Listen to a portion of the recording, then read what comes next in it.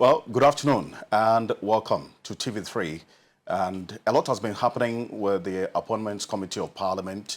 Today, we have seen the committee that was established by the Speaker of Parliament to investigate the chaos that occurred on Thursday night at the Appointments Committee sittings.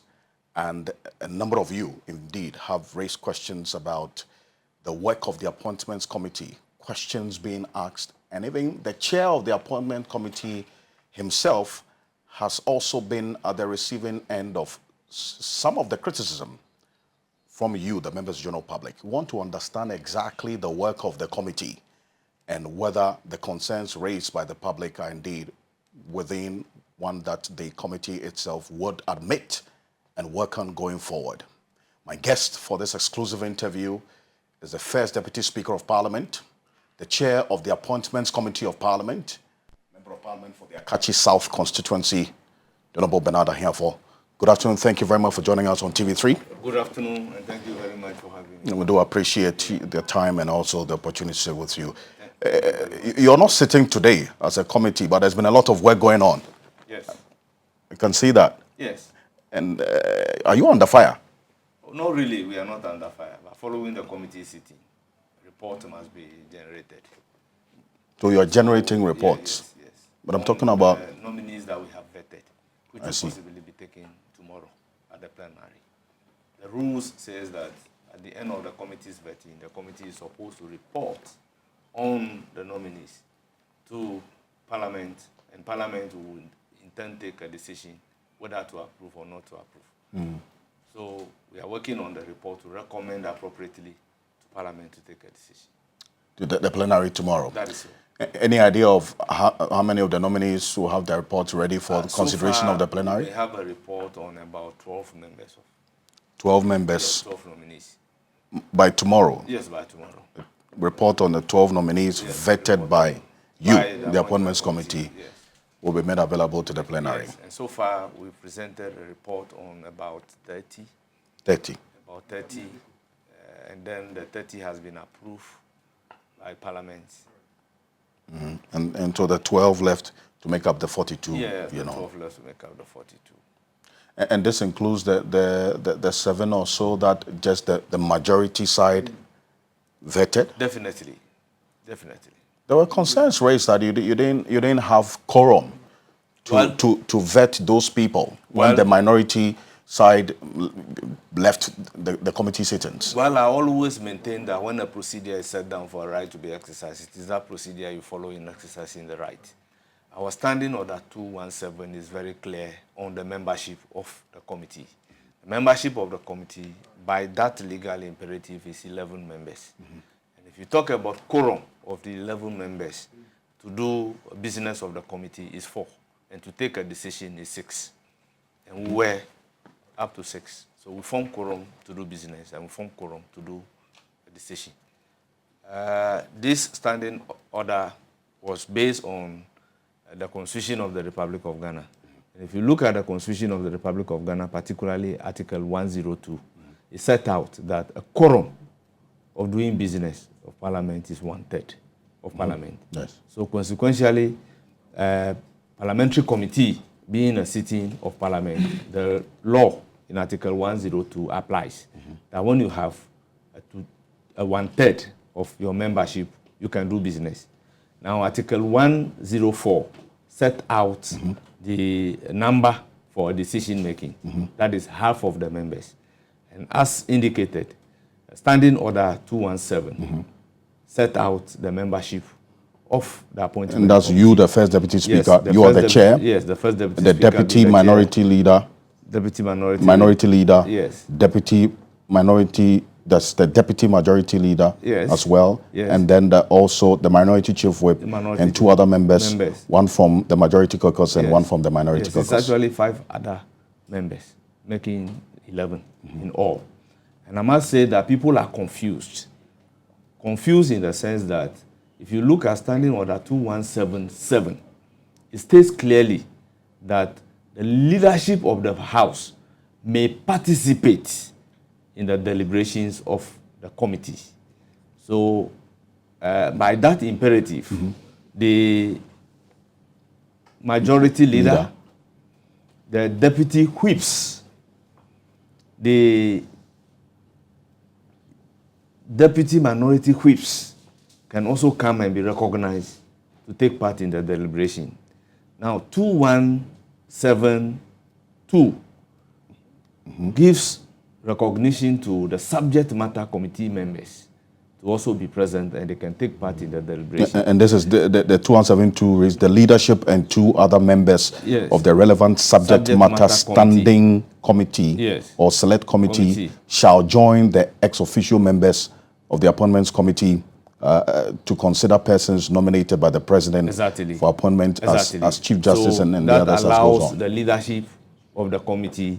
So many a time from the minority side, you see Jerry Ahmed Shaib, and then the first deputy whip, Honorable Habib, always being in attendance. They are in attendance because of the legal imperative in 2177. Now, 2172 talks about the leadership of the subject matter committee. So, for instance, when we were vetting Honorable Kesel Atoforsen, you realize that some members of the finance committee, 2 from each side, were there to assist the committee to conduct its business. But as a matter of fact, the membership of the committee is 11 members. But has the finance committee been established? Has it been formed? The finance committee has not been established. So but as Parliament, we are masters of our own rule. We use Order 3, Standing Order 3 of the House, to waive certain things regarding the vetting of the ministerial nominees. So that allows me to request from the whips, the majority whip and the minority whip, who are the subject matter committee members. And they will in turn indicate the subject matter committee members. You know, the whips, they are in the process of composing the committee, so they are in a better position to know those who are the subject matter committee members. So they use their discretion. Accordingly, they've been furnishing me with the list. And on many occasions, particularly the minority side, I will get him to sign that truly these are the subject matter committee members. And I then recognize them to ask whatever question they will want to ask. I see. So they use their discretion to select. Yes. Yes. So you maintain that you had quorum. Yes. To vet these. That is why I am when saying the minority they left the committee to take decision of the committee. You would have 11 members taking decision, because by the composition of the committee is made up of a total of 11. 4 from the minority side and 7 from the majority side, based on the numerical strength that Ghanaians have given to the respective size of the House. So, therefore, a committee made up of 11, if 6 persons of the committee are there, they qualified within the meaning of Article 104 to take a decision of the committee. But I recall when Alexander Penyomakin, the minority leader, who is a ranking on this committee, made a statement before they exited the committee sittings. They made reference to what the Speaker had said regarding what had happened the day before and the decision of the Speaker affecting some key members of the committee, the majority chief whip, and then also the second deputy minority whip. To that extent, was that not a concern that was well placed? When they raised the issue at the committee level, as the chairman of the committee, I delivered the ruling. The ruling was, 1, Speaker doesn't communicate to the committee through Honorable Habib. Speaker has a formal way of communicating to parliamentary committees. 2, if you look at the law critically, would you say that because the whips, the majority whip and the minority whip, would not be in Parliament tomorrow because of the suspension, Parliament will not have quorum to do business and take decision? Parliament will, but we're talking about the appointments committee. Similarly, the appointment committee being made up of 11 members, and 2 of them are affected by the suspension, then we are left with 9 members of the committee. Are you, by that imperative, saying that the 9 members do not have quorum to do business and to take decision? So is that the imperative? If that is the imperative, then by the suspension of the members, we shouldn't be sitting tomorrow in Parliament. Once the suspended members of Parliament does not go a long way to affect the quorum of Parliament, Parliament will continue to do business and, if possible, take decision if there is a decision to be taken once more than 50% of all members of Parliament are present. So although a decision had been taken by the Speaker, at the time you were sitting, to the extent that the Speaker had not formally communicated that decision to you, a member of the committee drawing your attention as the chair doesn't also suffice? No, for me, it doesn't suffice. Why is because that? I stated clearly, if a procedure is set down for a right to be exercised, that procedure would have been followed in exercising the right. If you had based it on the decision of Habib, which turned out not to be true, because we were all at the committee level when Honorable Ayariga pointed it out to him that Speaker wants to meet the selection committee, members of the selection committee. However, due to one reason or the other, the meeting had been postponed to Monday. So how could that affect the meeting of the committee? There was an indication that the Speaker was taking his wife to the airport. Yes, so the meeting was postponed to today. Have you had that meeting? So, yes. So how could that affect the membership of the committee? Well, but assuming, let me reduce it to even a board level. You have a board of 11 members. One reason or the other, 2 of the board members have been suspended. It is left with 9 members of the board. Are you saying that the 9 members of the board cannot take decision? The 9 members of the board cannot do any deliberations until the suspension of the 2 is over? For me, it doesn't accord with common sense and reason. So those who are towing that particular line, I indicated it clearly that they probably have a blurred view of the law. Because I have looked at Article 102 carefully. I look at Article 104 carefully. And I am very much aware about the decision of the Supreme Court in the case of Justice Abdullahi versus Attorney General on the issue of quorum. So the Supreme Court has given a clear interpretation to Article 102 as well as Article 104 of the Constitution of the Republic of Ghana. So guided by the decision of the Supreme Court, I think 2 people out of the committee being suspended doesn't affect quorum of the committee. Well, but then again, you've gone ahead to do your work. Yes. 7 persons were vetted just by the majority side of the House. Yes. I mean, of the committee. Yes. Even though by law you argue that you did the right thing, by operation as well, to the extent that they weren't present, they did not take away something from the committee's work in terms of questions that could have been asked, the scrutiny that these nominees would have been subjected to, for us to be able to know what they are bringing to that ministry or the level of quality that they have. The framers of the Constitution are very much aware of all these things in coming out with Article 104 of the Constitution, that at any time, 50% of members of Parliament, 50% of members of committee can do a deliberation. So once we have 50% of the members of the committee, we can proceed to conduct our vetting. And that's why you're saying that... You saw members, the 6 present, asking very important questions. Well, indeed, I'm not believing that point, and I'm not watering down the quality of the questions that the majority on that committee asked. Talking about the fact that to the extent that if the minority were present, you would have a much more impactful process in every to say the least about what happens. You are just your side. And in a number of the instances we saw that you ask just 1, 2, 3 questions. After 15 minutes, you discharge the person. That is the number of questions members of the committee that form quorum to do business and take decisions have decided to ask. And as a chairman of the committee, I cannot impose a number of questions on anybody. At our committee pre-sitting, it was agreed before the commencement of the vetting that members are entitled to ask 3 questions. And for every question asked, depending upon the answer, they may be entitled to a follow-up question. And the follow-up question will be at the discretion of the chairman of the committee, in the sense that a follow-up question is supposed to flow from the answer given by the nominee.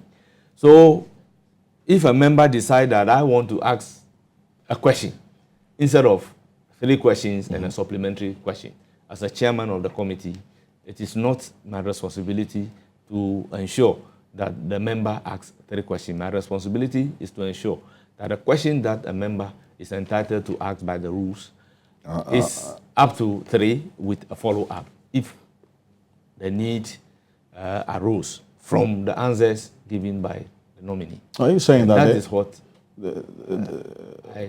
so you realize that when they were even sitting there, it got to a time that either minority or majority, having looked at the nominee before them, they may choose to congratulate the nominee and say that they don't have any question for the nominee. At the end of the day, it is important the public get to know why nominees are vetted. Article 78 of the Constitution of the Republic of Ghana indicates clearly that anybody, for you to become a minister of state, you must otherwise qualify to be a member of parliament. And qualification of a member of parliament is set out in Article 94. So most of the people vetted are members of parliament. Therefore, finding out whether they are qualified or not to become a member of parliament is neither here nor there.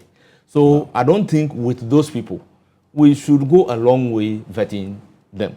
If that's your reasoning, even the questions that we ask, I am worried about it because it ought not to have been asked. You are worried that some of the questions your appointments committee Let me give you an example. Tell me. None of us has the mandate of GRA. So if Ghana Revenue Authority has a tax clearance on Alfred Ocansey before me, that should suffice that Alfred Ocansey has paid his tax and has been certified by the authority to the effect that you have paid your tax. Is it my responsibility to be going into it whether you have paid tax or you have not paid tax? Because that is the responsibility of GRA to investigate. You understand? But also, and then the law says in Article 94, you have fully paid your tax or you've made the necessary arrangement to pay. And the necessary arrangement and the full payment of the tax is to GRA. And now GRA, that is responsible for the collection of the tax, has cleared you that you have paid your tax up to date. Who am I to be doubting the credibility of GRA to the extent that I should be asking questions to the effect that you have paid tax on this, you have not paid tax on this? That is the responsibility. So once the responsibility has been discharged by GRA and placed before us, it sufficed. But that's why I said some of the questions. You as the chair of the committee, you're saying some of the questions you thought were not relevant. Yes. But you allowed them. Well, at a point, I indicated clearly that once there is a tax clearance before us, it suffices. So you can move further to ask any question based on the tax clearance. Well, but I also hold the view my ruling that even though, yes, the GRA would have put a tax clearance before you, it also behoves on you as a committee to interrogate the documents that are put before you. Yes, is it not? then, so that's what they were doing. Then you are interrogating the document before you. So your question should be in relation to the tax clearance before you.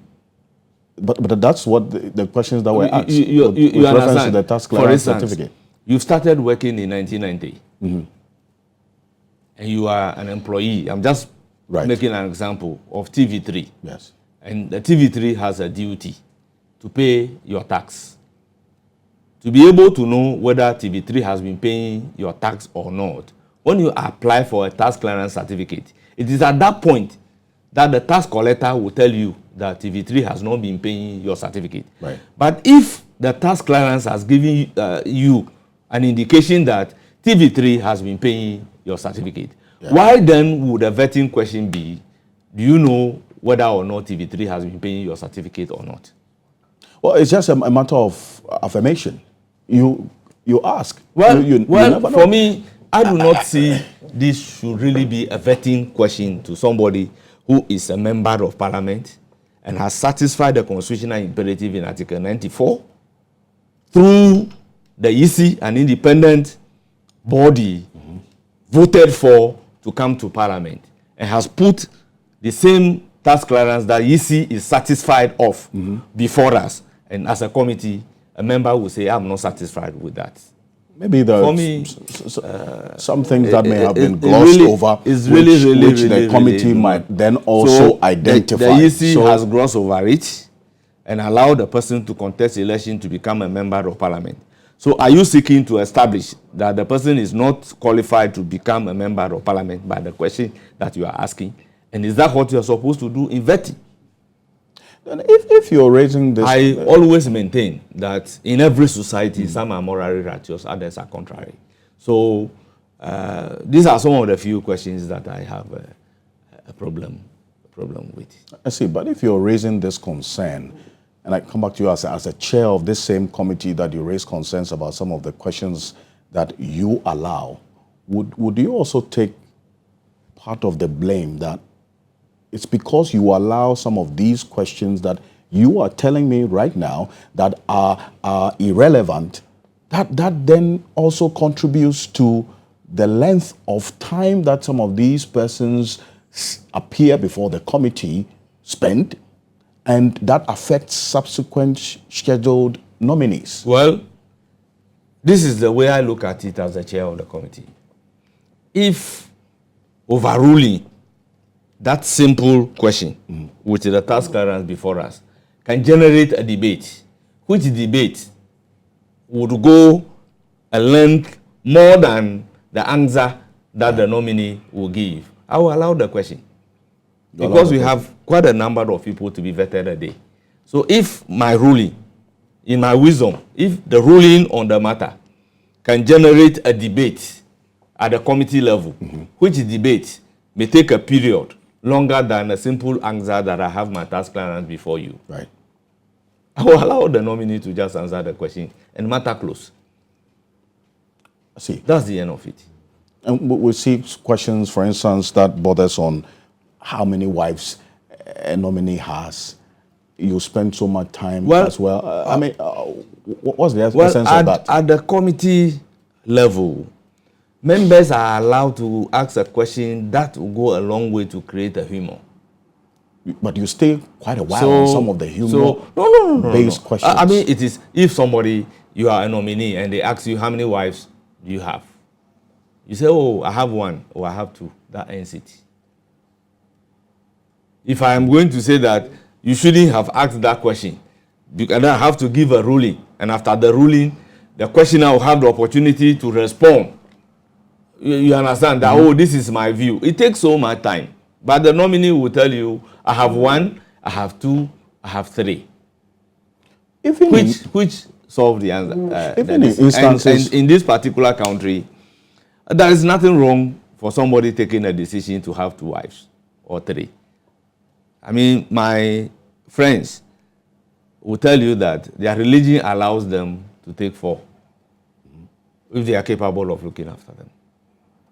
So what is the worry about it? What is so much important about that particular question? And for me to be overruling, which will again generate a debate. So sometimes you can cut a long matter short. But as you indicated, some of the questions that you consider as irrelevant, you allow them so that it will generate a debate. No, I mean, I allow them to avoid the debate that will be generated but in out some of my disallowing, disallowing the questions. But in some instances, when you even overrule those questions or disallow those questions, we see some members of the committee still challenging your authority, saying that Chair, you stay away from this or stay out of this matter. We've seen it a number of times. When I'm convinced and strong about my position, I will stick to my position and ask the nominee. But sometimes they get their way. Well, that is how it is. Sometimes life in Parliament is about give and take. And especially with the minority leader. I know that you've had to answer a number of questions. Well, the minority leader, I want Ghanaians to understand that before commencing the vetting, we had a meeting. Right. And that meeting was attended by some former members of the committee. And a decision was taken as to the modalities that the committee will have to be followed. And I was made aware that by practice, convention, and by the agreement that we are reaching that very day, minority leader and the chairman of the committee has unlimited questions to ask. Unlimited questions? Unlimited questions to ask. That was a convention? And they have unlimited hours of asking the question. I said, oh, how? Then they brought out issues relating to J.H. Mensah. Then they mentioned the current Speaker of Parliament when he was a minority leader. They came to Honorable Haruna Idrisu. They came to Muntaka when he will have to act in place of Haruna Idrisu in asking the question. You also have unlimited.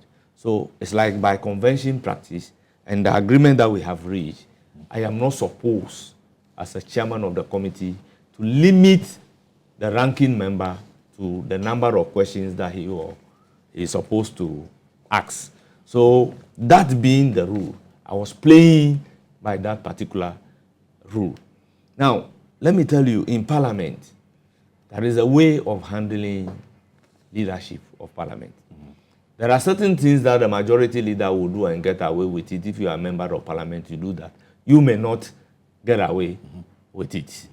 Certain privileges goes with the responsibilities that they have by virtue of the position that they occupied. So, in Parliament, we are not strict on the majority leader and the minority leader as the other.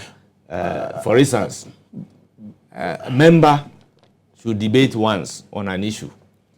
But if a member is even having 5 minutes to debate an issue on the floor of Parliament, they may end up giving the majority leader or the minority leader more than the 5 minutes that others are. But then again, does that not create a problem? But help me understand what was the reasoning behind that convention where the ranking on this committee is giving unlimited number of questions to ask, unlimited time to ask questions. What was the reasoning behind that? Well, the reasoning, I believe the rationale behind is that for a thorough vetting, as I indicated, members are entitled to only 3 questions with a follow-up.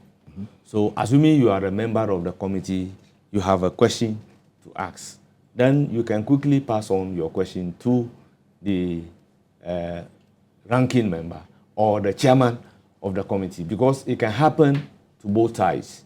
I have unlimited time, he has unlimited time. So if a member on my side has some point to make with regard to questions that you have to pose to the nominee, but has not exhausted it, the practice is that you pass on those questions to your leader. And the leader will add those questions to his questions and pose to the nominee. As a result, if there is a limit, he doesn't know the number of questions that may be coming to him on his side to be added to his own questions to ask. So I believe that is the reason why by practice. But if we have realized that would you admit that is contributed to the problem? Yes.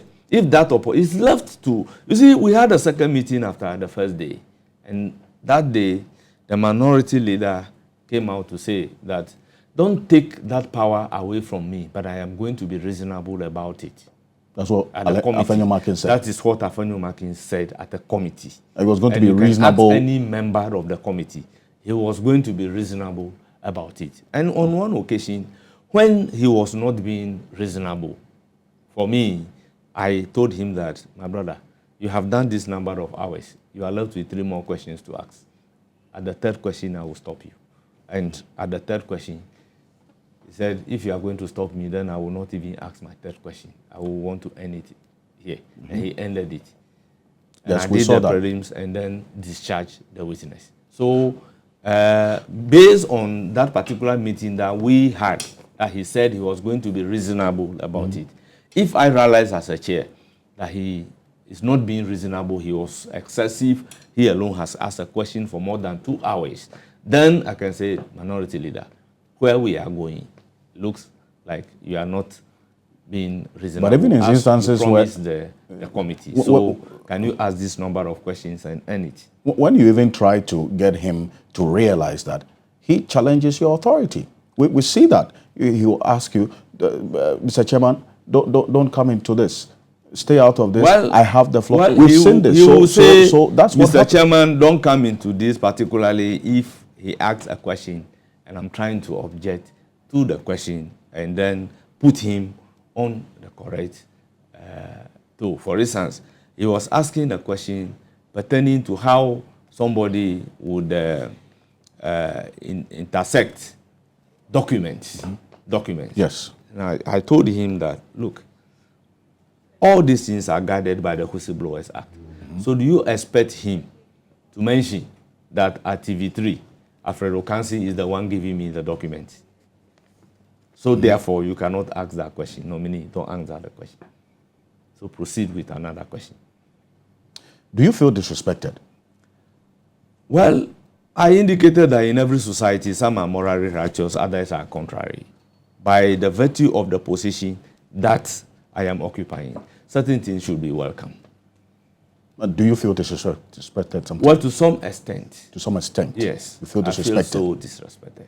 Because I have adopted a tolerance approach in order to get the nominees vetted. Because where I am sitting, I have sense from my opponent that they may want to be disruptive of the vetting. It happens on one occasion when the members of the minority were all asked to put the microphone on. And when all the microphone is on, your microphone will not work. The nominee's microphone will not work. That is a bit disruptive. I wouldn't want what even happened, the unfortunate incidents that happened at the vetting committee to happen. So I have this tolerance posture to be able to tolerate them and at the same time get the work done. So I've always resisted the temptation of the chairperson being called upon to go and fight in his father's farm. I am a member of the NDC. I am NDC MP.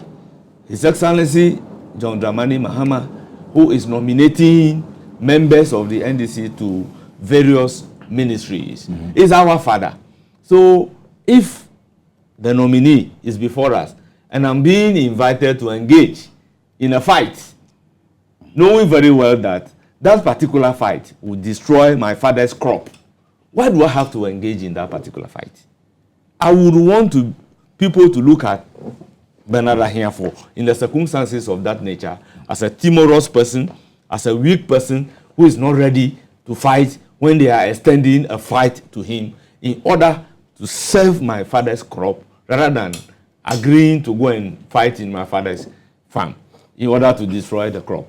So if you look at it in a very unprecedented manner, continuously we vetted successfully till the end of the nominees that we have. And in less than 2 weeks, we are able to vet over 40 nominees, which is a remarkable achievement. So if somebody said, Bernard Ahiafor, you are weak, and in a very unprecedented manner, less than 2 weeks, you've done the over 40 nominees, at the end of the day, what am I looking for? What I'm looking for is to get the people successfully vetted and probably the report taken unanimously.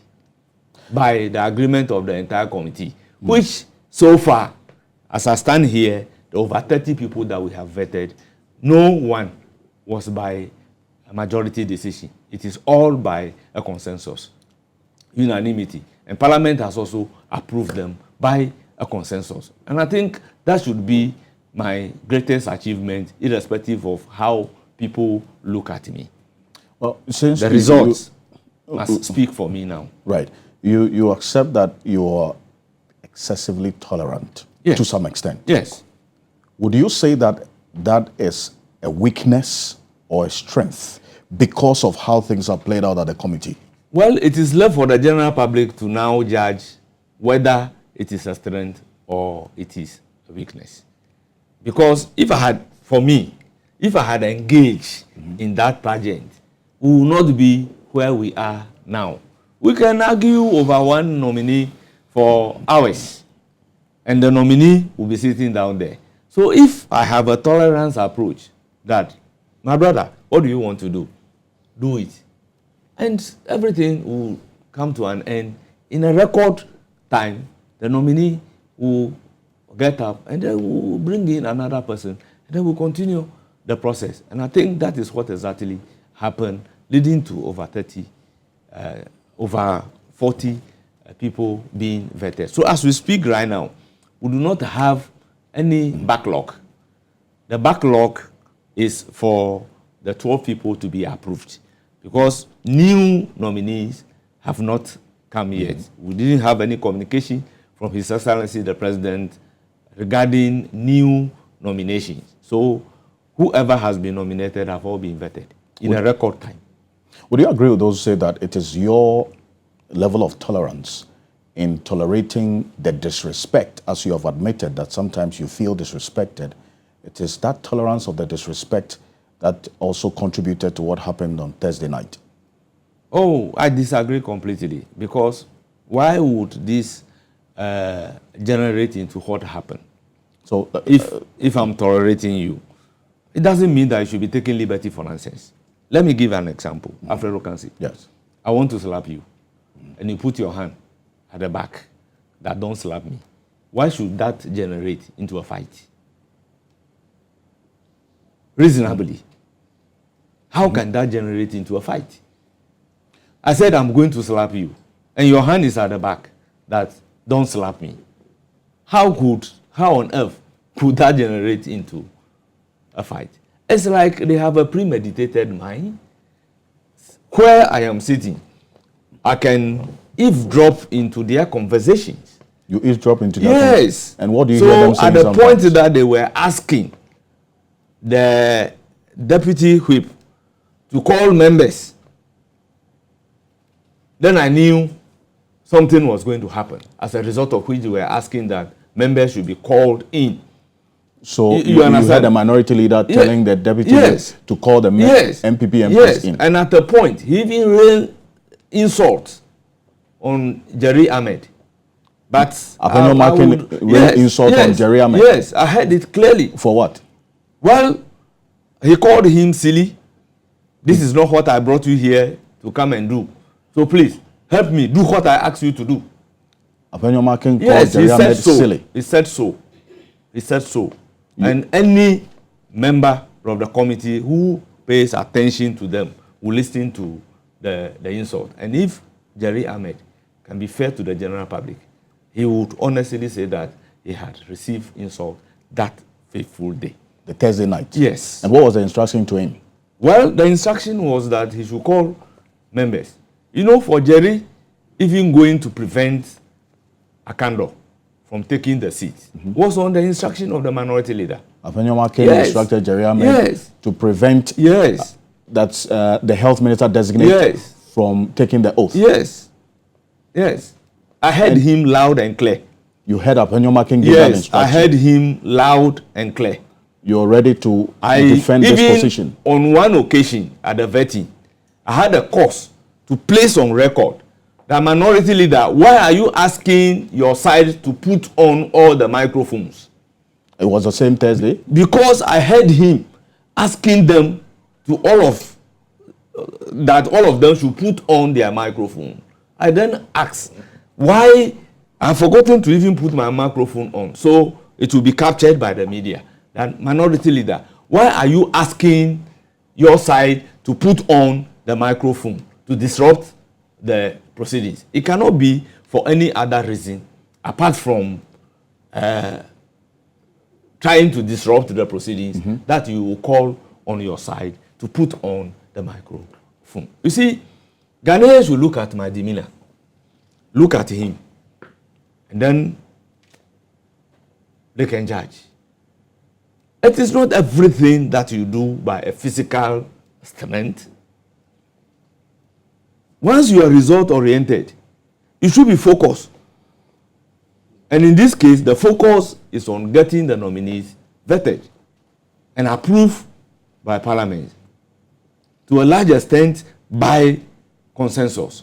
It is only when you have some few disagreements that you go by a majority decision. And then the minority under our rules can write a minority report if they deem it necessary so to do.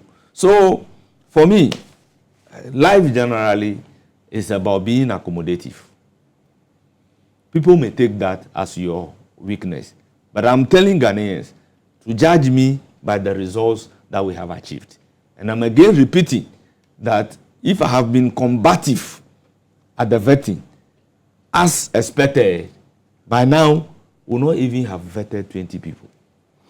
But if you had an indication of the chaos possibly happening, even before it did, because of your eavesdropping of that instruction that Apenyomakin gave to Jerry Ahmed, based on your word, then as chair, could you have done anything about it? Well, there are instances where I'll send people to go and call Marshal.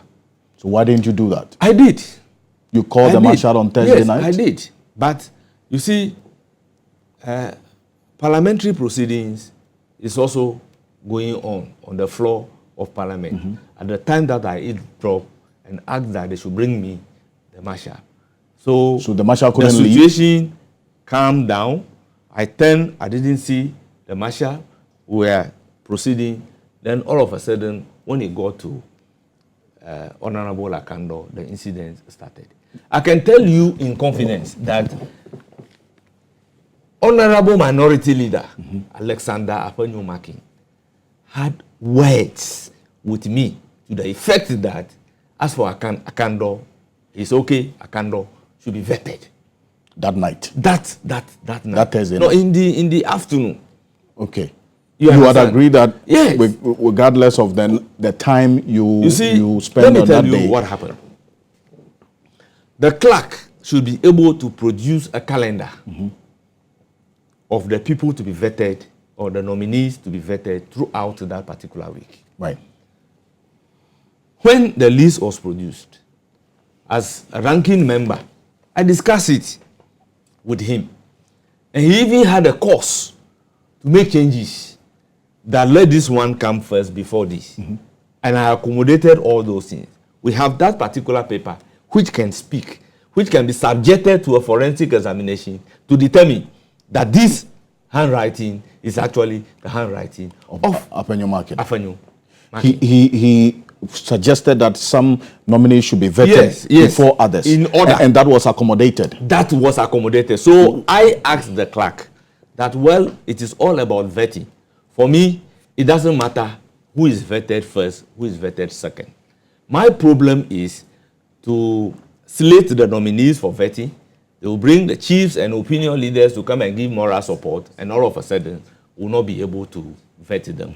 This comes with huge inconvenience and cost to the nominees, as well as the chiefs and the opinion leaders invited to support. So apparently, my attitude is that, please, when we want to vet 6 people, we cannot in the middle take a decision that we are only going to vet 4 and 2 will not do. Right. This happened once. And we all saw the inconveniences that was caused to the nominee because she had to bring the people all the way from the Chima. Yeah. And that night, we had to go and render an apology to them for our inability to take them. So I'm personally not happy that knowing 6 people are supposed to be taken that day, for you to say that we've taken the 5th person, so the 6th one, we are not going to take it. I mean, I find it very difficult to take, very difficult to accommodate. So prior to that moment, you're saying on authority, on camera, that Alexander Afenyomakin had agreed that Kwabena Mintakando should be vetted on that Thursday night. Yes. I see. But on that day, based on the schedule, Samuel Okudzeto Ablakwa was supposed to be vetted on that day as well, yes. Right? So then, what happened? Why? You see, because you indicated Akando, he agreed. Some of them are supposed to be vetted on Wednesday by our calendar. And because of the statement from Oliver Baker Vomawo, we decided to deal with that particular issue.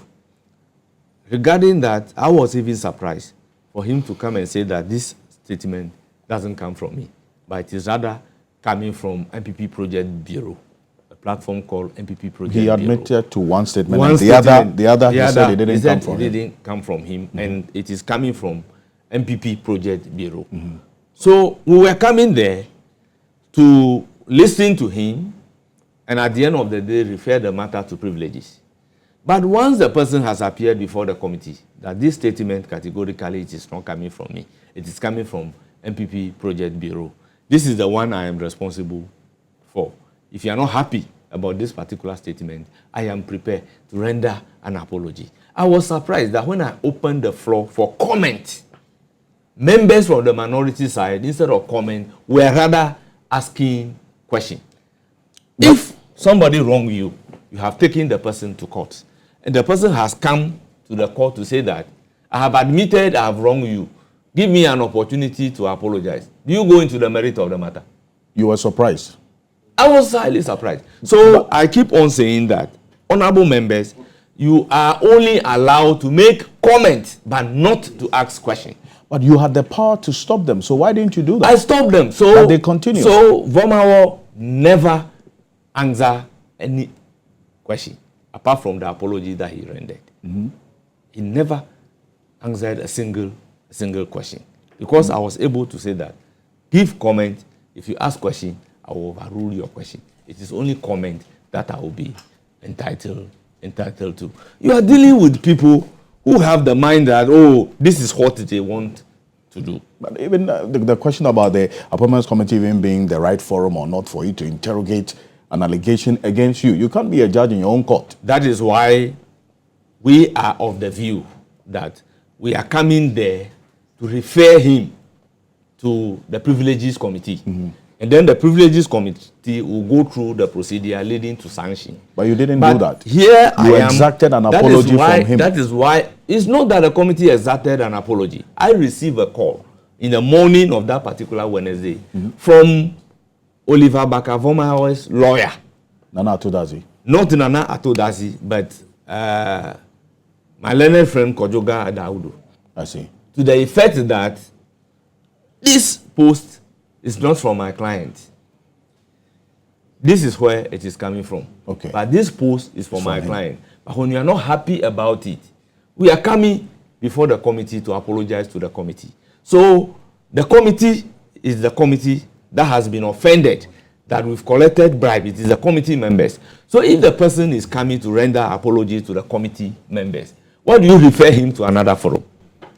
But in previous instances, it wasn't the Appointments Committee that dealt with these allegations. That is why I am saying that we're supposed to refer him to privileges. Yes. But he said that, committee, I want to come and apologize to you. At the end of the day, if he is referred to the privileges, and he said he wants to apologize, he will not be rendering the apology to the privileged committee members, but you have to render the apology to appointment committee members. So once a decision is taken to render apology to the affected members, well, but prior why would you say that don't render the apology? Prior to that, you had already invited him. You had already invited him prior to that call by Kojoga Dawood that morning. Yes. The Wednesday before the, in fact, the Tuesday before the Wednesday, you had already issued a statement inviting him. Yes. So whether Adaudu called you or not, he was still going to appear before the committee. If you listen, it doesn't mean that the person cannot appear before the committee. Does the committee have the powers? Yes. To invite somebody? Yes. To appear before yes. it? The committee can even subpoena. Interrogate? You see, the person like that? People are confused. If you look at our own standing order, I think it is 284, 234, and then Article 103 of the Constitution of the Republic of Ghana. Every parliamentary committee regarding witnesses has the power of the High Court. So, if we do not have the power to invite him to appear before us, then it means that the court on no occasion have the power to appear, ask anybody to appear before it. Do you understand? Right. So, he is appearing before the committee as a witness to substantiate his allegation. Then, depending upon what happened, a decision will be taken to refer it to privileges. And privileges will deal with issues relating to contempt. But fortunately and unfortunately, when he appeared, he said, this is what I am responsible to. Right. This, I am not responsible to it. But in any case, I'm prepared to render an apology. And you see, the practice is that when you go to court in circumstances of this nature, right, and you listen to the lawyer, you only give the floor to the person involved to render the apology from his mouth. And that suffices. And some are of the view that the note of the lawyer should be tabled. I mean, how? As a practicing lawyer, it doesn't happen in court that you will go to court, go and defend a client based on your own note, and the court will tell you that I want to have it. Yeah. It is only, even when you refer to a report, you give the citation of the report to the court, and that is all. They won't say they want to take your note away from you. But I didn't take it serious with them because some of them are not lawyers, so they don't really know the rudiment of the game. I keep on correcting them, but it looks like they have a premeditated mind. Well, let's come back to the work of the committee. The Thursday night, you indicated that there was an agreement that Quorum Kando was going to be vetted that night. Yes. So what changed? So we had what changed? I don't know what has changed. I don't know what has changed. That led to the opposition. Yes. Of Quorum I do not know. And that's why I come back to. I was highly surprised. So I was even asking the minority leader that you previously spoke to me that Governor Minta Akando can be taken, and that he personally reached out to you that he wants to be taken that evening, based on the fact that he had brought people from Joboso to Accra. So he pleaded that he wants to be vetted. You do not have a problem with it. So now what has changed? I can tell you his answer. What did he say? That he is under pressure. Under pressure from Under what? pressure from his party. To do what? Well, to not allow Quorum Kando to be vetted? Maybe probably the speed at which we are going, probably his party, that's what I can deduce, is not comfortable with it. Because I wouldn't know why he will be under pressure. But you know that a lot of the things you're saying he said to you, at the end of the day, is going to be your word against his. Yes. And are you ready to still stand? I can even swear oath to repeat this statement. You can swear an oath. Yes, I can swear an oath. Alexander Penyomakin said, yes, everything you have said to me yes, in this interview. I had that understanding with him regarding Akando. And many occasions he will say, my brother, I am under pressure. And the insult you say he rained on Jerry Ahmed? Jerry Ahmed. You can swear an oath to that? I can swear an oath. I can swear an oath. Eventually, it led to this chaos. Yes, it led to this chaos. And that's where I come back to my earlier question, whether your tolerance of the disrespect that you say that you feel sometimes from the minority leader may have contributed to it as well. Because on that day... Well, that is why I said, how could he have contributed to this? On that day, a little over 5 hours was spent on Sam George. Yes. A chunk of that number of hours was questioning from Alexander Penyomakin because of this convention that you say you have. But does the convention bar you, the chair, from ensuring that the reasonability that he promised you would be applied? Oh, yes. It prevents you. You can't do anything about it. No, I have taken his words that he is actually going to leave by them. So if he doesn't, in instances if he like doesn't, that is why I'm saying that on one occasion he doesn't. I step in to say that it looks like you are abusing the endless opportunity given you. So you have 3 more questions to ask. But knowing on that day, you couldn't ask the 3rd question. But knowing on that day, the schedule that you had, the number of nominees you had to vet on that day, when you look at the time, you could have also exerted your authority as chair of the committee, is it not? You see,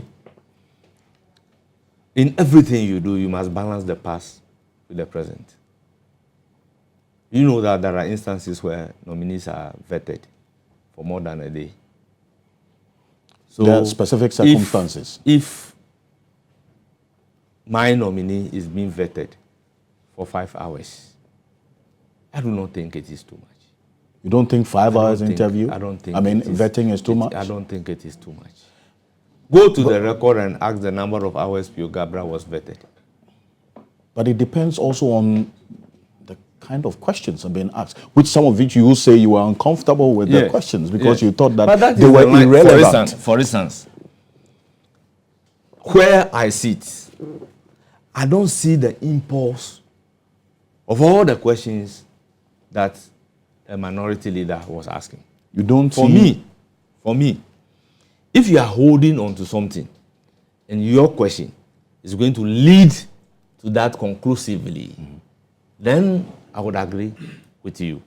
But you take a point and begin asking a question, and the nominee will be providing answers to the extent that you will be convinced by the answers and you have to abandon your position and you go to another area. Then you will come back to, what are you doing? You don't see the import of all the questions he asked. For me, some of the questions are as if the nominee has committed a crime and you have to cross-examine to establish the crime committed by that person, which we lawyers normally do in a courtroom. But I see a difference here. You understand? Yes. I see a difference here in the sense that reading the Constitution in Article 78 and 94 carefully, the nominee before you, is he or she qualified to occupy the position? And then you test his competence on the position that he's going to occupy.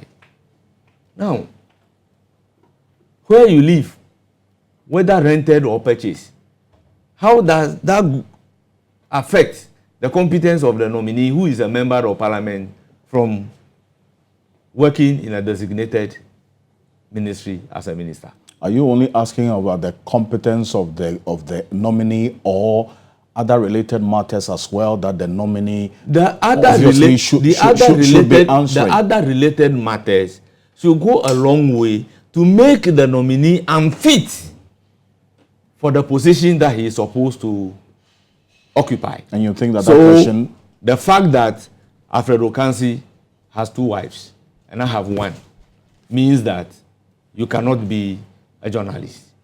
And I can only be a journalist because I have 1 wife.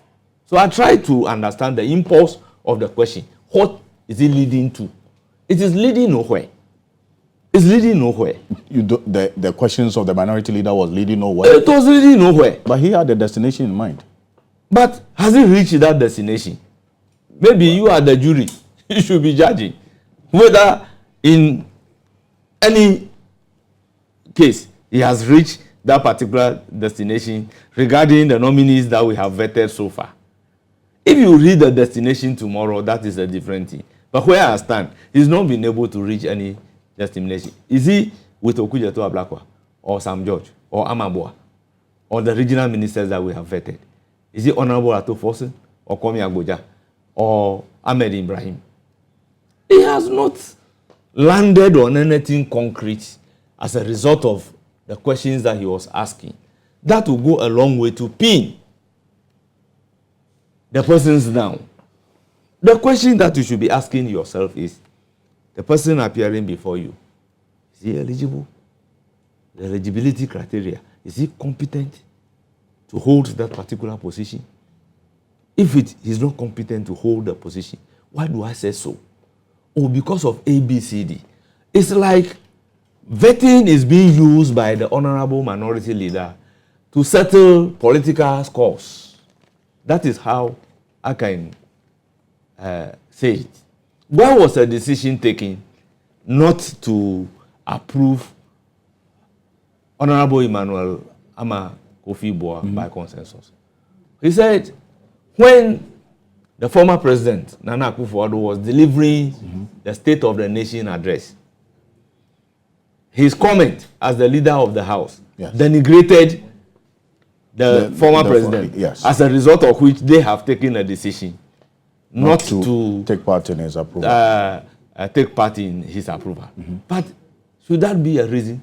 But I said, okay. But that was enough a reason for them. If that is enough a reason for you, I will give it to you. Let the report be a majority decision. So, are you not using the vetting process to score for political scoring? You understand? So, assuming Emmanuel Ama Kofi Boa has not been appointed or has not been nominated to the position of lands and natural resources, where will you settle the political scores with him? The videos that he was bringing, if you watch all those videos, it is a political statement made by the nominees before us. So you are using the appointment committee to address those issues. How does those issues go a long way to establish that the person is not qualified, is not competent to hold that particular position? The chaos that resulted in all of this. That's unfortunate. You have apologized to Ghanaians. Yes. But beyond that apology, the Speaker has taken some decisions. Yes. Including the suspension of some 4 members of the committee. Yes. Is that one that you agree with? Perfectly. Because what we need to understand is that a committee chair is more or less like a speaker. And there is nothing that the committee chair can do, or the powers of the committee chair, that the Speaker of Parliament doesn't have. Now, if you listen to Speaker's statement very carefully, his decision was informed by the fact that the issue happened in Parliament. In Parliament, because the committee sitting is a parliamentary sitting. So it's as if the incidents happen on the floor of Parliament. So as a Speaker of Parliament, he has taken a decision that those members should be suspended. And people say that the suspension should be 8 days instead of 2 weeks. That's I listened to that in the media. Yes. But I said, why? By our rules, Parliament doesn't normally sit on Mondays. So the sitting is Tuesday, Wednesday, Thursday, Friday. So we have 4 days sitting in a week. So the 2 weeks would have come to 8 days. So why the hula baloo? We don't sit during Saturday, we don't sit on Saturdays, and we don't sit on Mondays, unless a waiver is given for us to sit on Saturday, Sunday, or Monday. But that is not the case that we have at hand.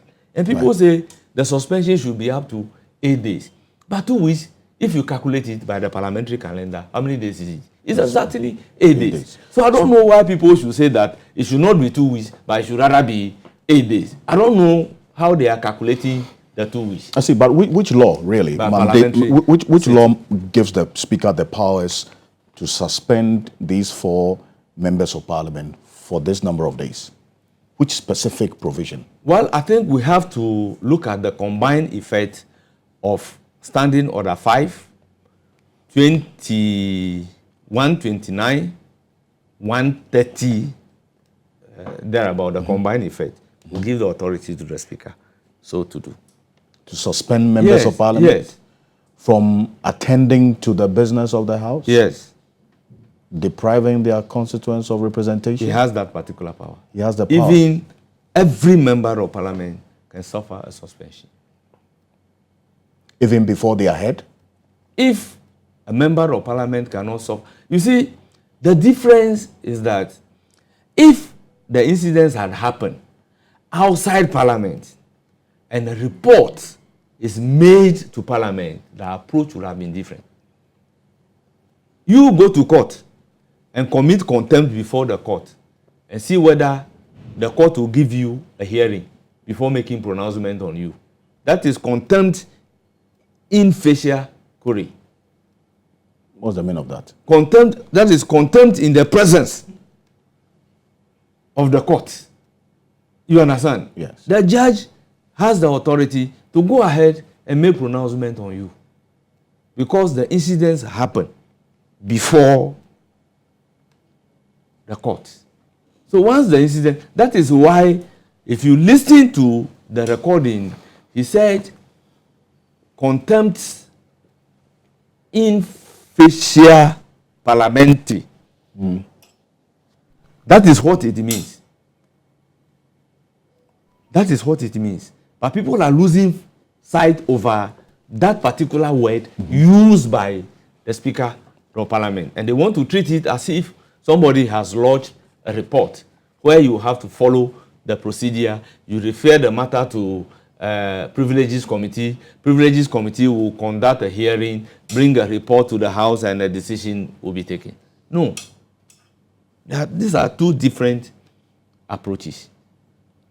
You were Ex facie parliamentary will be outside Parliament, but in facie will be inside Parliament, and the law allows him to take that decision on the matter. In fact, that's a point of debate, yes, which really we can have. I've listened to the debate going forward. I've listened to the debate. But you were seated at the Appointments Committee sitting the next day, that was a Friday. Yes.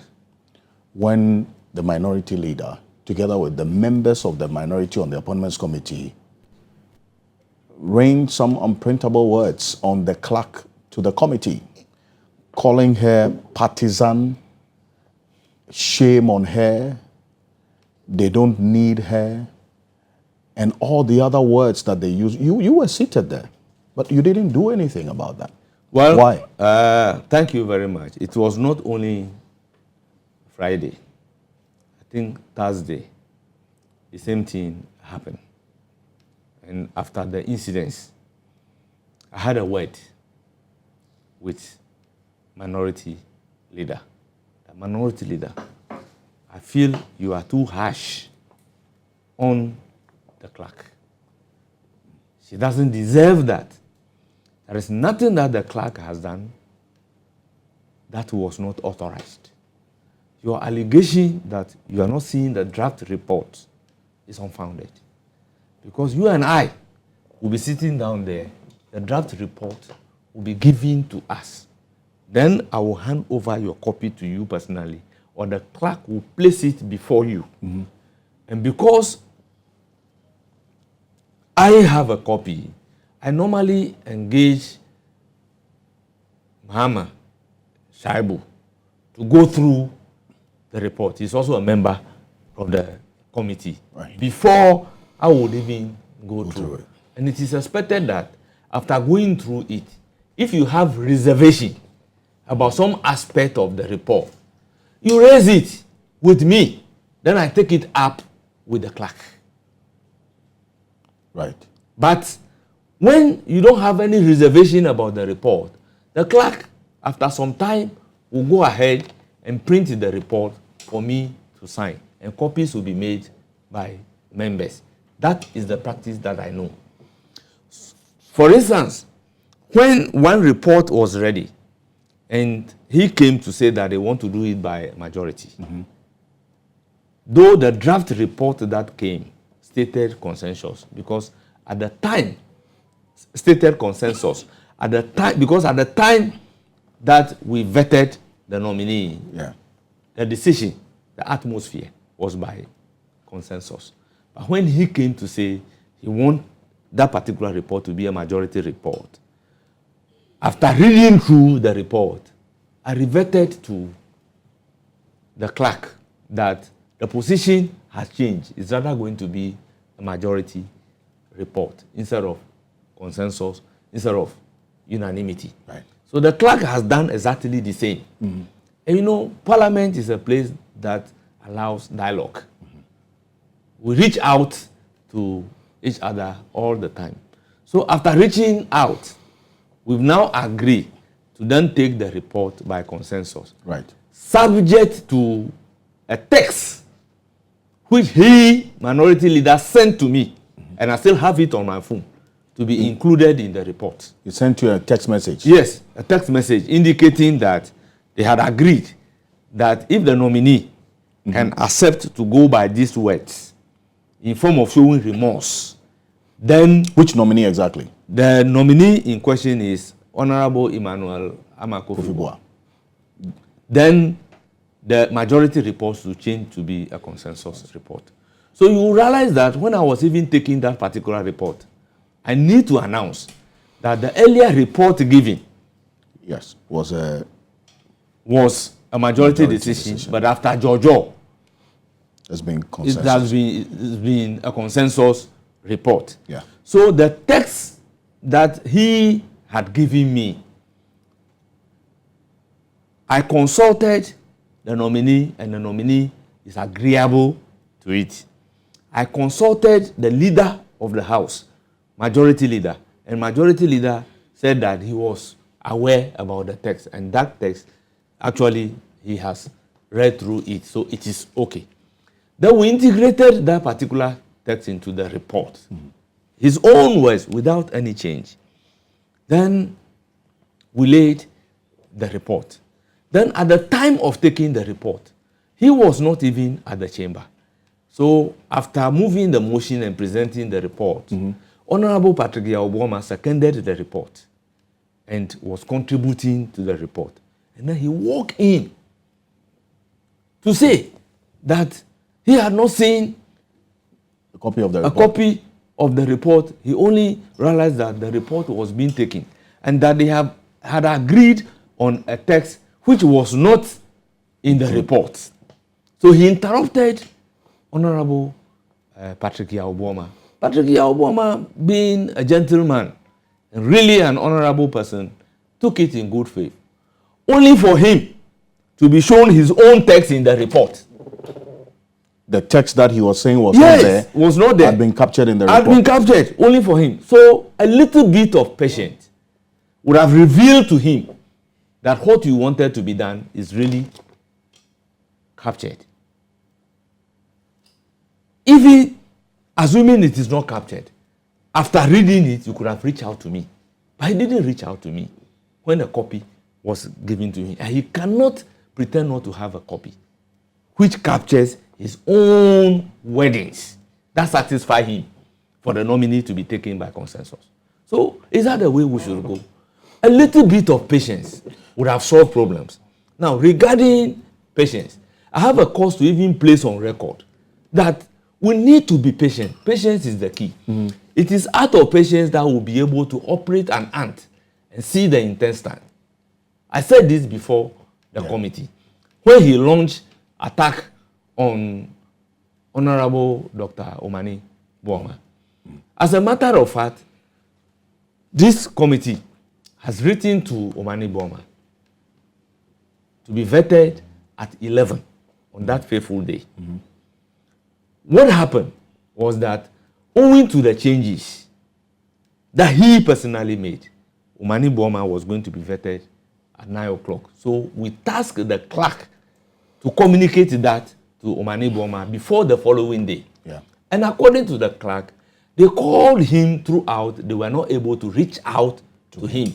So at a pre-sitting, we said, if such being the case, then let's take another person. I think that was Who was that to be taken?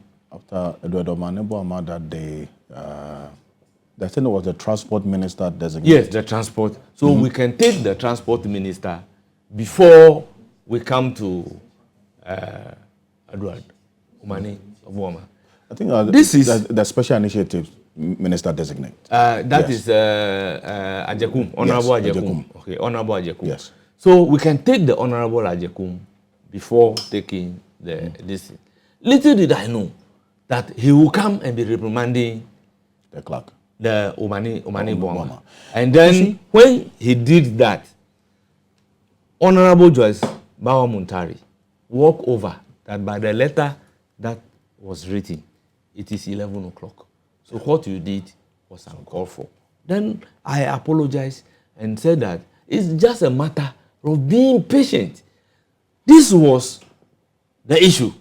So if you had been patient to know why such a thing happened, you won't jump into a hasty conclusion and be blaming the person, only for you to be apologizing. So what he sought to do was to shift the blame onto the clerk. So you disagree that that the clerk is partisan? No, the clerk is never partisan. Partisan in what manner? So what he did to the clerk is rather unfortunate. It is uncalled for. I mean, it is unbecoming of a member of parliament. In parliament, we have hierarchy. If a clerk of a committee is putting up a particular conduct that you are dissatisfied with, the channels are there for you to follow, but not to behave in the full glare of the camera like what he did. It's rather unfortunate. Parliament has a clerk of parliament, and committees has a clerk. Yes. The committee's clerk work under the main clerk of parliament.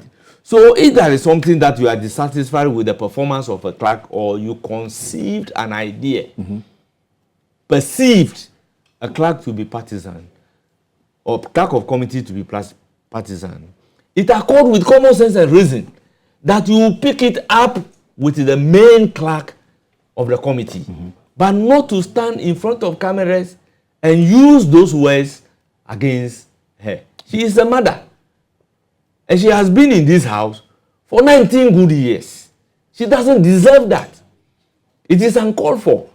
So I expect my learned friend, the minority leader, to be apologizing to this particular clerk. You want Afenyomakin to apologize to the clerk? Rather clerk? than going around to defend this unfortunate incident. He says in some instances you have even been a bit uncomfortable with the work of the clerk. If I am a bit uncomfortable, why is my character and tenacity didn't lead me into pronouncing on my anger by using those provocative words? Am I also not a human being? I know that when the clerk has done something that I am not happy about, there is a channel that I should take it to. That is, take it up with the clerk of parliament, but not to stand before the cameras and behave like the way he did. It's uncalled for. You want him to apologize? He must render an apology to the clerk of the committee. The clerk of the committee deserves an apology because he doesn't deserve those words to be used. We instruct, if the clerk of the committee has given you a notice of a pre-sitting, which we do in the mornings before we start sitting, why will you be angry that the notice came too late? Sometimes look at the time that we will close and then we take a decision that this is what we will do the following day. So I want the public to bear with the clerk that sometimes she must, if you don't close vetting, she will also don't close. If you close at 11, she will be closing at 11. Whilst other clerks have gone home, but she will be there. So she is really sacrificing for the appointment committee. So instead of applauding her, we should not denigrate her in before the cameras. No. We can invite the clerk to your office and tell the clerk that you have done ABCD. I'm not happy about this. Next time, that is not the way you should do it. But without even telling him that, then you just stand before the cameras and then be using those words. You are partisan. I will deal with you. I mean, how? Should those things come from a member of parliament? Deal with her how? How are you going to deal with her?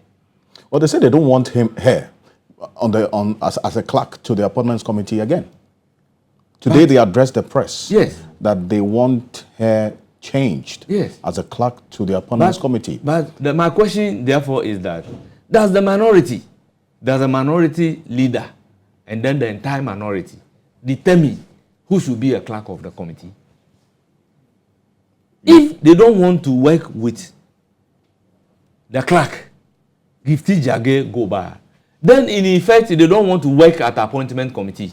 Because I, as the chairman of the committee, I can on no occasion recommend the remover. You can't recommend her remover. Of the committee, Gifty Jage Goba. No, I won't do that today, and I will not do that tomorrow. What I even intend doing is that, as the chairman of the committee, sometimes you take responsibility. So if she is listening to me, she should accept my sincerest apology. You're apologizing on behalf of Apenyomake? Yes. That is the hallmark of a leader. But he doesn't see anything wrong. I'm not the cause. With what he says he's justified. But I have realized that as a father, as a chairman of the appointment committee, if a member of appointment committee has done something, and in my opinion, such a thing shouldn't have happened, I would apologize. Why did I apologize to Omani Boma when I wasn't the one who behaved towards him in a particular manner? Because I am the chairman of the committee. Mm-hmm. Why did I apologize to Honorable Okujeto Ablakwa for the post that he smuggled himself to be vetted on Thursday, when the letter that I have perused with my eye, he is supposed to be vetted on Thursday? Why did I render the apology? I am not the cause of that particular post, and the post was definitely coming from the minority side. But based on my upbringing, I did not argue the thing further, but to render apology. So you will see me on many occasions rendering apology for things that I am not the cause. Well, but if you do it too much too, don't you think it's going to be to your disadvantage? Well, I will make sure I don't do it too much. I will do it in a very reasonable way. If you are convinced that there was some wrongdoing by a particular member of the committee, in this case the minority leader, why don't you as chair, get him to take responsibility for his actions and not rather apologize continuously on his behalf or on their behalf for what you did not do? I mean, at some point, that will be to your disadvantage. As a leader, you must lead by example. There were a few occasions that after rendering the apology to the affected nominee, he also followed up with an apology. Probably, if I had not taken the lead to render an apology, he wouldn't have followed up. You see, in my culture, if I'm sitting with you and you have done something wrong in public, if I want to engage in reprimanding you in public, we may engage in probably a fight. So my habit is that after the whole show, I will call you and tell you that you've gone this way. I think that is not in the right direction. Next time, don't go that way. You've gone the wrong directions. Probably doing that to you in public, which people would have been expecting from me, for me, is not the best way of solving the problem. What's the best way you think the appointments committee can recover and redeem its destroyed image in the eyes of the public as a result of what happened on Thursday night? Well, what happened on Thursday night does not only affect the integrity of the appointment committee, but the integrity of Parliament as a whole. Because Ghana is noted as a beacon of peace in the whole of Africa. we have conducted several peaceful elections. It's rather unfortunate that the minority side are still bleeding from the election wounds. They are bleeding? Yes, they are bleeding. They are bleeding from the election wounds because their number was not expected by them. You think all of this is about the defeat in the 2024 election? Yes, I will attribute it to the defeat. But why would they be? Look, the first day I took the seat, when the statement was being delivered by the then majority leader, business statement was being delivered by the then majority leader, I could see that at a point, the minority leader will ask the revered former ministers of the house to stand up. Then they will also have to stand up. And then at a point, he will ask them to sit down. And then they will sit down.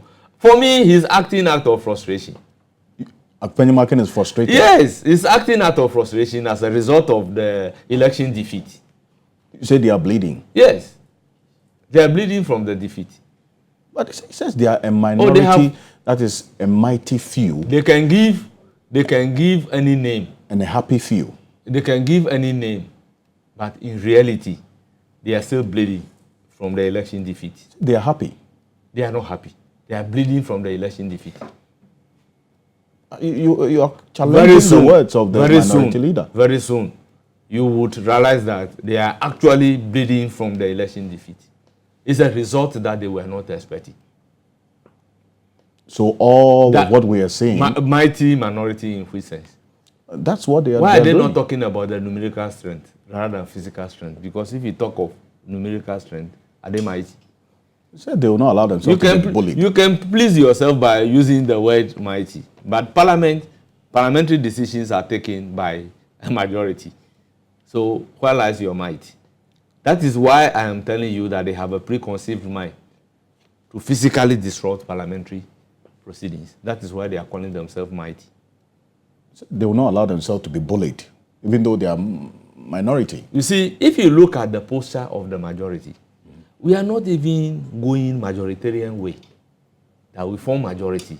Therefore, we want to behave in a majoritarian way. No. We still want to build consensus. Even at the vetting committee, we want to work and come out with a report in a very unanimous manner. We've never exhibited to the effect that we have a majority. So this is the way we want to go. That is why sometimes we over-accommodated them. You over-accommodated the minority? Yes, because it's like you are 7 against 4. You understand? With the numerical strength, you are there. So, but you don't want to bully them by way of using your numerical strength. So you want to carry them along. Whatever decision that will be taken, let us all come together and take the decision by consensus. So anytime at all a consensus decision is taken, you are not using your numbers. All members of the committee, whether you are in minority or majority, you have agreed on a common position. Yeah. How do you agree on that common position without accommodating them? You cannot.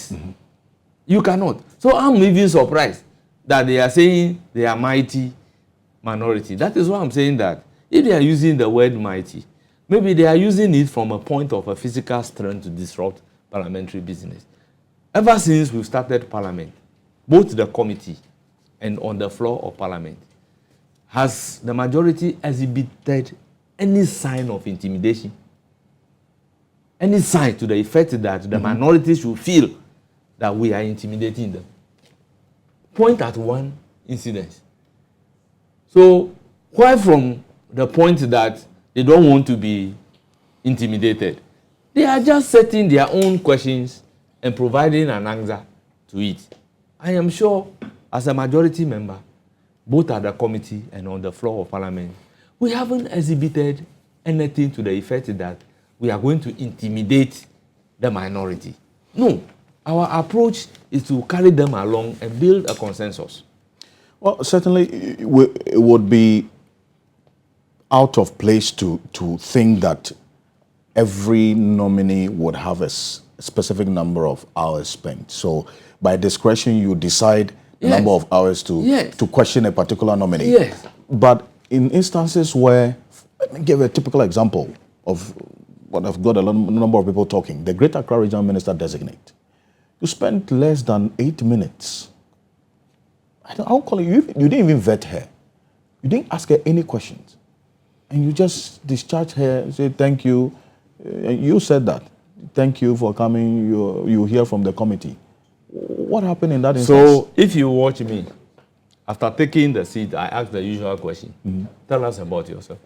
That's the only question you asked. Now, after doing that, I look on my left.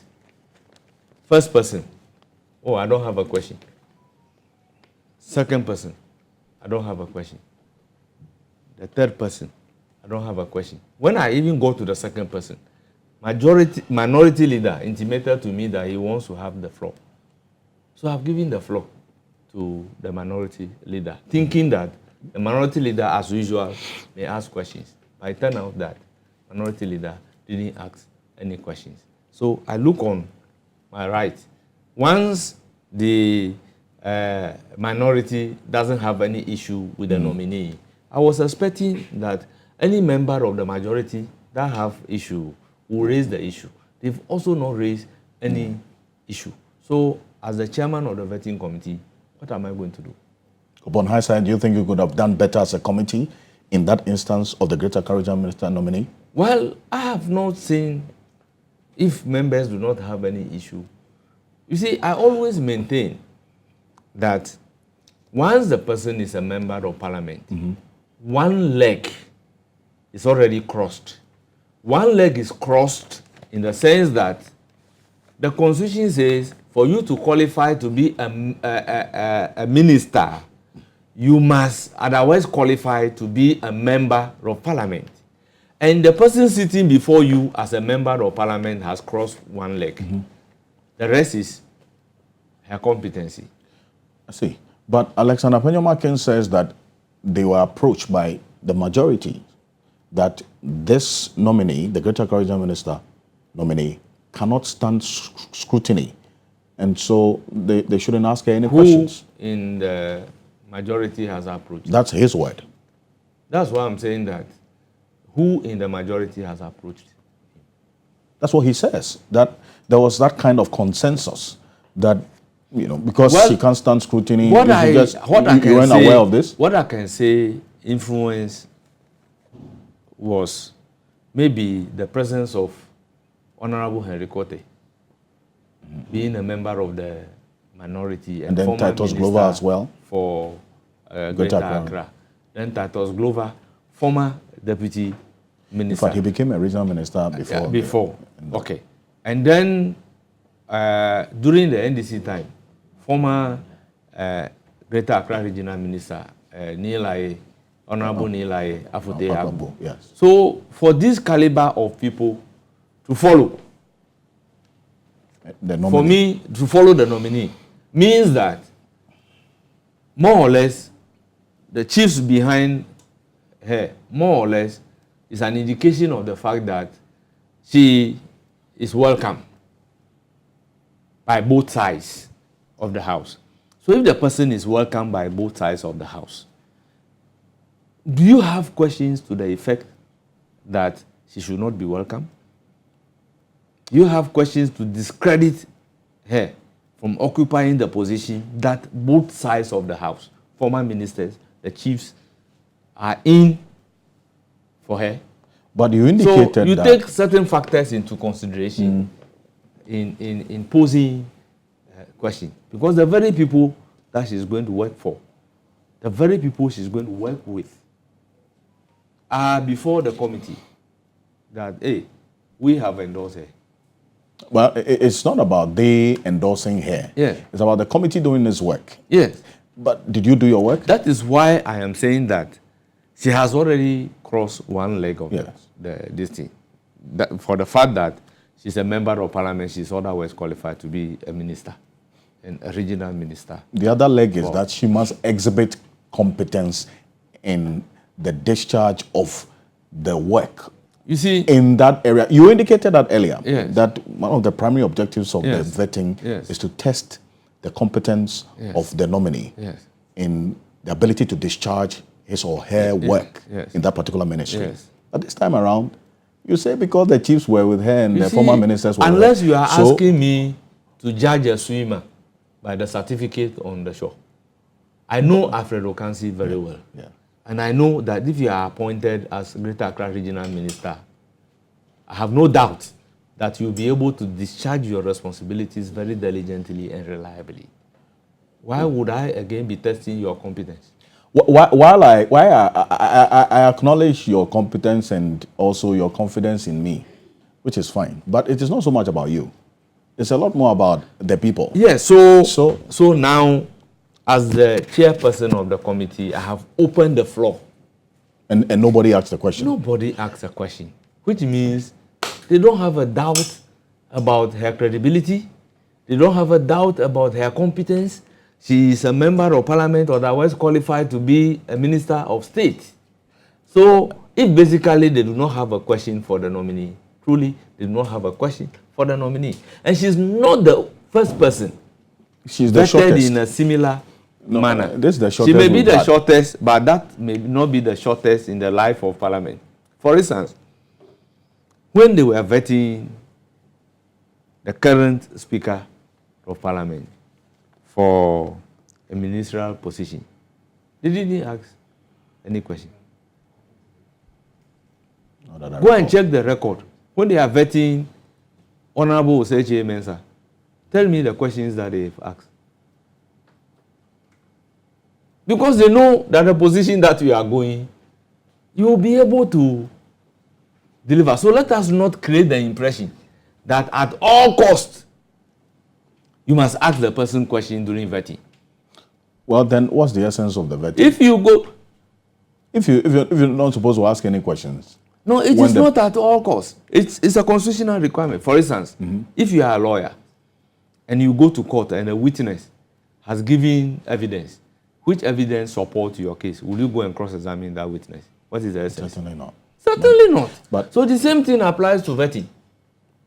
But in this instance, the person is taking up a task or a duty, yes, which you want to confirm whether the person can deliver, yes, to the expectation of the people that you represent, yes, on the committee. Yes. You're asking questions on behalf of the Ghanaian people. Yes.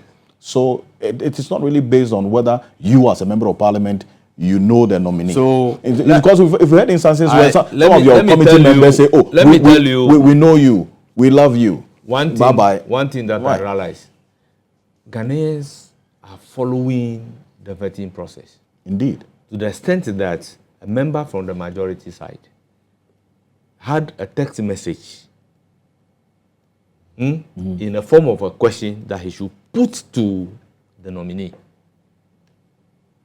And he did so. And in doing so, he didn't even cover it. He indicated clearly that they say, I should ask you this question. Do you understand? Yeah. Why is it that in the case of Linda, the general public didn't do the same thing?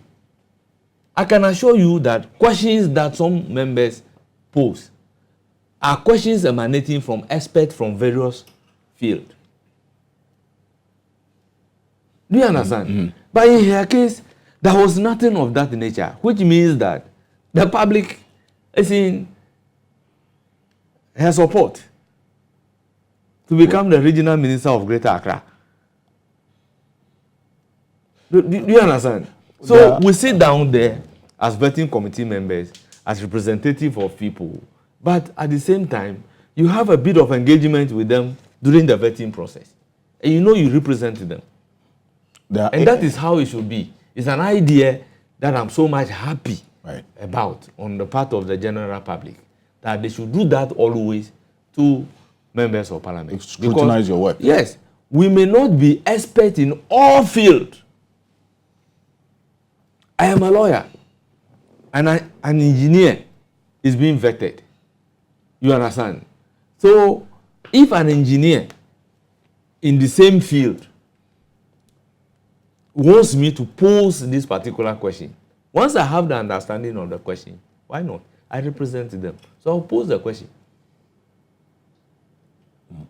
You understand? Yes. But in this case, there was nothing of that nature. There are 18 more nominees expected. Now we do adverts. Yes. After the adverts, we request for a memoranda from the general public.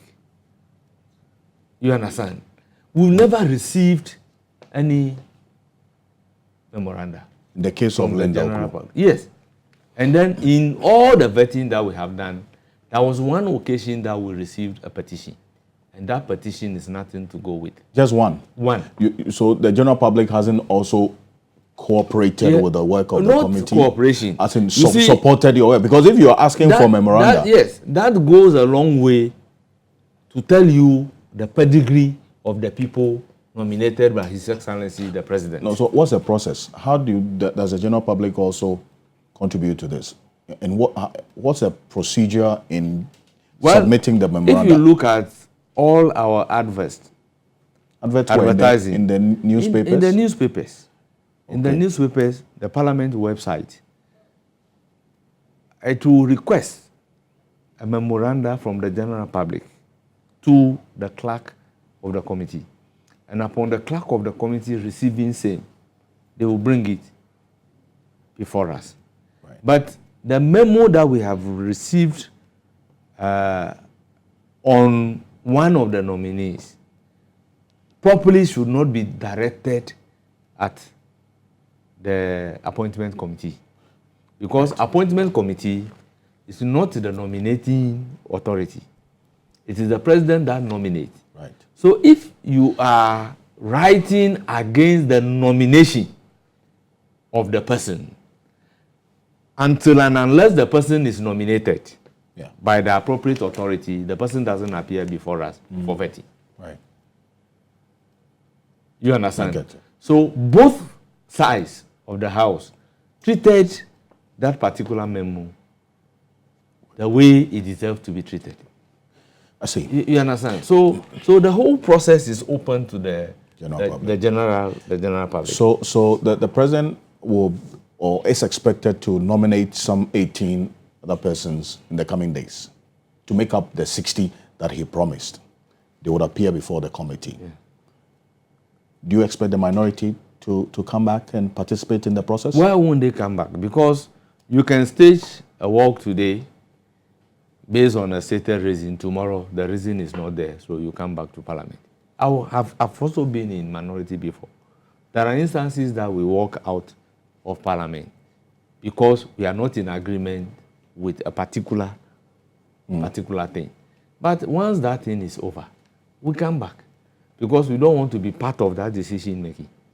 So we allow them to take their decision, and then we state our displeasure in a very honorable manner without destroying any parliamentary property, without causing any mayhem. You stage a walkout. You support the call that the MPs whose actions led to the destruction of the microphones and the table should be made to pay for it? Well, the law will have to take its own course. And once a committee is formed, I will leave that decision for the committee to take. I wouldn't want to preempt that. And finally, before we go, if you look at the current convention that you make reference to, that allows the ranking on the committee, the minority leader, to have unlimited number of questions over an unlimited number of hours. Should it stay or be reviewed? No, on one, you see, I believe in the principle of Edmond Montesquieu, who propounded the theory of separation of powers. At a point, he came out to say that every man invested with power is liable to abuse it. Therefore, there should be checks and balances. Probably, at the time that this particular rule was propounded, this practice and convention was propounded, it was based on the reasonability of the ranking members of the committee. But now that we realize that that rule is being abused, we need to take a second look at it and place a ban on either the number of questions that you have to ask or the number of hours that within which you have to operate. I believe when we do it that way, some frivolous questions wouldn't have been asked. You go straight to the policy issues to test the knowledge of the nominee on the policies relating to the designated ministry. You will not spend so much time on the CV of the nominee. You won't spend so much time on a task clearance of the nominee when you have a task clearance certificate before you. You won't spend so much time in knowing where the nominee lives and whether it is a rented premises or it is his own house.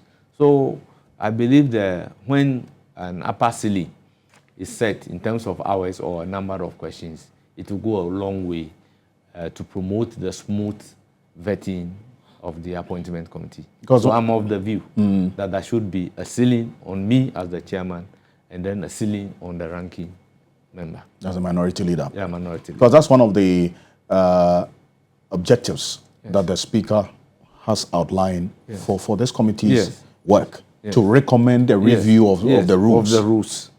And this is one that you want to review. So that goes a long way to support the fact that it is an existing practice that I have come to meet. So it's not your fault?